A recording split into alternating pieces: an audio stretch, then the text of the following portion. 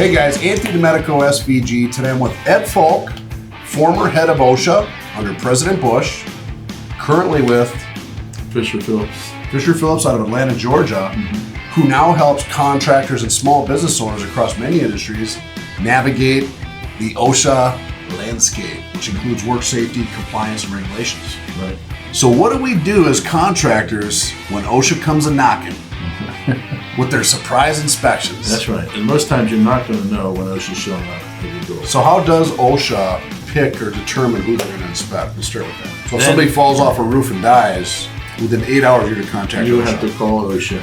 If you have an amputation, OSHA defines amputation That as means you lost an arm or a limb. Well, not even that. The finger. If you lose the tip of your finger, then you have 24 hours to contact OSHA. Wow. If they showed up, you'd want to at least get them in some kind of conference room. You don't want them walking through the plant, looking at everything. And you actually have rights as an employer or a contractor through this process, and that's what you really help guys with. Yeah, it is important that the employer look very careful at this and know what they're being asked for, because OSHA is not entitled to every document.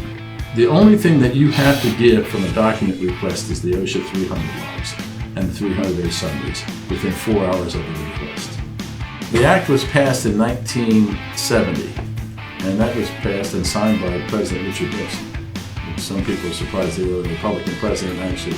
Regulated people? Right, that's right. So, states started to apply. The very first state that was accepted was South Carolina, which is interesting. But that was the very first state planned state. What are some examples, if they're in one of these states, that might be more stringent that they need to be aware of, like safety manual requirements or safety training or anything you see? A number of the state planned states, particularly the ones out west, if you look at California, Oregon, Washington, Nevada, they all what they require what they call I2P2, which is injury and illness prevention programs. The thing that employers need to recognize, all contractors, whatever, ignorance of the law is not a defense. Yeah, I didn't know it was 30 miles per hour, man. Yeah, well, and I didn't know I had to have a hazard communication program. It's communication of the hazardous chemicals in the work sites. The labels that are on the containers have to have certain hazard information and emergency contact information.